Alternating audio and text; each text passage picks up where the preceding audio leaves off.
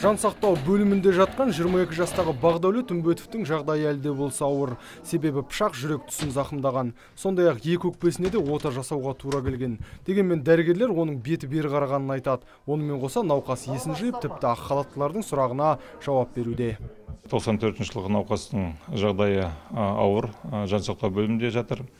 Есі анық, сұрақтарға жауап беруде, қан қысымы бары бірқалыпты жағдайда. Науқас есін жиғанымен пышаққа қалай түскенін айтып бере алмады. Тіпті төбелескендердің кім екенін де танымайтын болып шықты. Тек кешкі уақытта көшеде бір топ жігіттердің жиналып тұрғанын байқап, қастарына барған. Сол кезде аяқ асты жанжал шығып, жігіттер жаға жыртса кеткен. Жұдырықпен жағдайды реттей алмағандар ақыры болмағасын бір-бірін пышақтап тастаған. Білмедім онша, не көрсе ешкім, не істеп жатқан. Бар қалдым, ол төбелес басталып кетті. Сол кім пышақтаған, мен қаяқтан танимын оны. Құладым сонымен болды. Ештеңе о, ешкім танымаймын берді. Өзім өмірмен алпаш жатырмын, мен оны неғылын танымаймын.